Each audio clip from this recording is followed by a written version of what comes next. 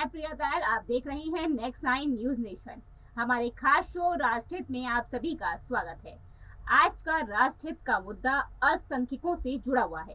देश में अल्पसंख्यकों के लिए आयोग और मंत्रालय बना हुआ है। इसकी देश में क्या जरूरत है और उन लोगों को अल्पसंख्यक कैसे कहा जा सकता है जो 1000 विधानसभा क्षेत्रों और 200 लोकसभा क्षेत्रों में चुनाव परिणाम तय करते हैं। वहीं जब संविधान में सभी के लिए जो सम्मान अधिकार है, तो फिर विदेशी संप्रदाय के लिए अल्पसंख्यक मंत्रालय क्यों है? देखिए इस पर हमारी ये खास। भारतीय संविधान का अनुच्छेद 30(1) भाषाई और धार्मिक अल्पसंख्यकों को शिक्षण संस्थानों का निर्माण करने और इसे संचालित करने का अधिकार देता है और संविधान का अनुच्छेद 30(2) कहता है कि समय भाषाई और धार्मिक अल्पसंख्यकों द्वारा बनाए गए शिक्षण संस्थानों के साथ कोई भेदभाव नहीं करेगी। लेकिन सवाल ये है कि भाषाई और धार्मिक अल्पसंख्यक कौन है? विश्व में 6000 से ज्यादा भाषाएं बोली जाती हैं, तो क्या भारत सरकार 6000 भाषाई अल्पसंख्यक घोषित कर सकती है? इसी प्रकार विश्व में 1000 से ज्यादा मत पंथ सांप्रदायिक हैं, तो क्या भारत सरकार विश्व के सभी संप्रदाय को धार्मिक अल्पसंख्यक का दर्जा दे सकती है? और सबसे बड़ा सवाल ये है कि क्या अल्पसंख्यकों को प्राइमरी स्कूल खोलने का अधिकार मिलना चाहिए या engineering college, medical college, law college और विश्वविद्यालय खोलने का अधिकार भी मिलना चाहिए? भारतीय संविधान भारतीयों के लिए बना है, ना कि विदेशियों के लिए।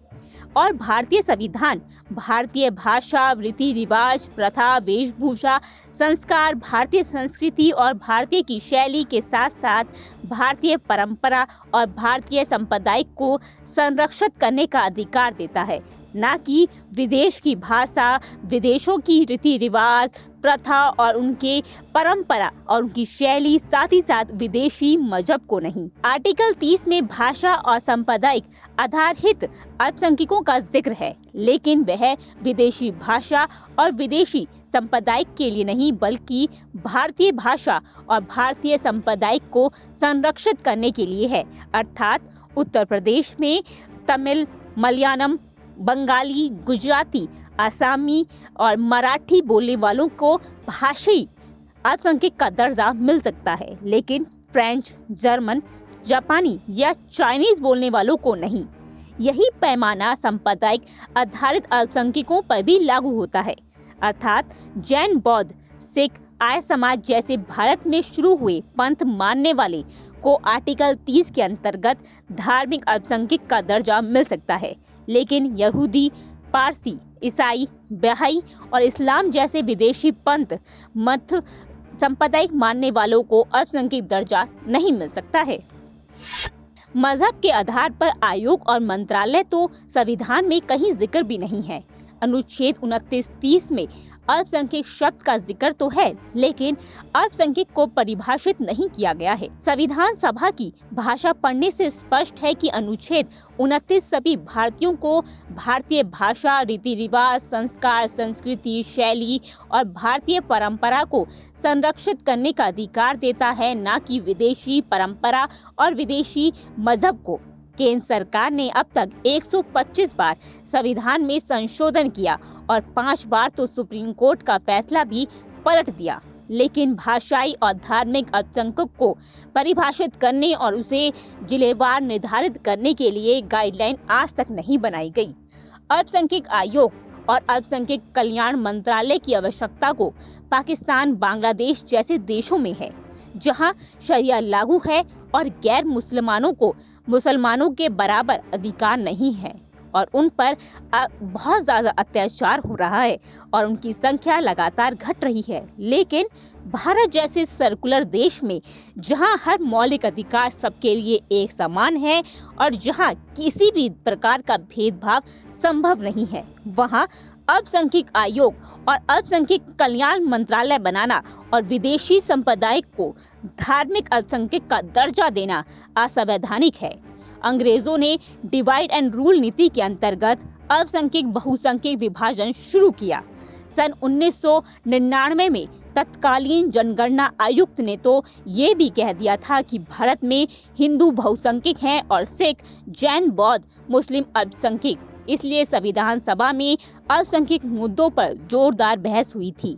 26 मई 1994 को संविधान सभा में आरक्षण पर बहस के दौरान अनुसूचित जातियों को आरक्षण देने के प्रश्न पर आम राय थी, लेकिन धार्मिक आधार पर आरक्षण देने पर ज्यादा विरोध हुआ था। अनुच्छेद 29-30 में भाषाई धार्मिक अल्पसंख्यकों के लिए विशेष प्रावधान है, लेकिन अल्पसंख्यक परिभाषित नहीं है। संविधान निर्माताओं को अल्पसंख्यक आयोग और अल्पसंख्यक कल्याण मंत्रालय के गठन की जरूरत नहीं महसूस हुई थी, लेकिन राजनीति को इसकी जरूरत थी। सन 1992 में राष्ट्रीय अल्पसंख्यक आयोग अधिनियम बनाकर राष्ट्रीय अल्पसंख्यक आयोग बनाया गया। इस एक्ट में भी अल्पसंख्यक की परिभाषा तय नहीं की गई, लेकिन 2006 में अलग से अल्पसंख्यक कल्याण मंत्रालय शुरू किया गया और 2004 में तत्कालीन सरकार ने लोकसभा चुनाव से ठीक पहले जैन समुदाय को भी अल्पसंख्यक घोषित कर दिया। यहाँ एक बड़ा सवाल ये है कि क्या उस समुदाय को अल्पसंख्यक कह सकते हैं जो भारत के लगभग 200 जिलों में पार्षद प्रधान का भविष्य तय करता हो, लगभग 200 लोकसभा क्षेत्रों में सांसद का भविष्य तय करता हो और लगभग 1000 विधानसभा क्षेत्रों में हार जीत का निर्धारण करता हो, और वह क्या भारतीय सांप्रदायिक नहीं बल्कि विदेशी सांप्रदायिक हो। पूर्व प्रधानमंत्री मनमोहन सिंह ने 2006 में भारतीय विकास परिषद की बैठक में कहा था कि ये सुनिश्चित करने के लिए कि अल्पसंख्यक खासकर मुस्लिम विकास में बराबरी से फायदा ले सकें, हमें मौलिक योजना बनानी पड़ेगी, संसाधनों पर उनका पहला हक होना चाहिए। मनमोहन सिंह ने तो अल्पसंख्यक का मतलब ही मुस्लिम मान लिया था, लेकिन आज़ादी के 7 दशक बाद भी देश में अल्पसंख्यक कौन है ये तय नहीं हो पाया है। अल्पसंख्यक की परिभाषा नहीं होने की वजह से बड़े स्तर पर इसका दुरुपयोग हो रहा है। कश्मीर में मुस्लिम किसी भी दृष्टिकोण से अल्पसंख्यक नहीं कहे जा सकते, लेकिन अल्पसंख्यकों को मिलने वाली सारी सहूलतें इन्हें मिलती हैं और हिंदू समुदाय जो कि वास्तविक अल्पसंख्यक है उन सुविधाओं से महरूम नहीं है। वहीं ये स्थिति जो है वो लद्दाख, लक्षद्वीप, मिजोरम, नागालैंड, मेघालय, अरुणाचल प्रदेश, मणिपुर और पंजाब में है। इसका दुष्प्रभाव ये है कि कई जगहों में जो बहुसंख्यक हैं उन्हें अल्पसंख्यक का लाभ मिल रहा है। सन 1905 में सुप्रीम कोर्ट की 3 जजों की बेंच ने कहा था कि धर्म के आधार पर अल्पसंख्यक बहुसंख्यक की अवधारणा देश की एकता अखंडता के लिए बहुत खतरनाक है, इसलिए जितनी जल्दी हो सके अल्पसंख्यक बहुसंख्यक का विभाजन बंद होना चाहिए। Bureau report, next sign News Nation. संविधान में सभी नागरिकों को बराबर अधिकार मिला हुआ है, इसलिए अब समय आ गया है कि अल्पसंख्यक बहुसंख्यक के आधार पर समाज का विभाजन बंद किया जाए। अन्यथा दूसरा उपाय इसका ये है कि अल्पसंख्यक की परिभाषा और जिलेवार अल्पसंख्यकों की पहचान के लिए दिशा निर्देश तय हों और ये सुनिश्चित किया जाए कि केवल उसी समुदाय को संविधान के अनुच्छेद 29-30 का संरक्षण मिले जो वास्तव में सामाजिक, आर्थिक और राजनीतिक रूप से प्रभावहीन हो। आपका क्या कहना है इस मुद्दे पर कमेंट कर जरूर बताएं। फिलहाल इस रिपोर्ट में इतना ही। देश और दुनिया की बाकी बड़ी खबर देखने के लिए जुड़े रहिए नेक्स्ट साइन न्यूज नेशन के साथ।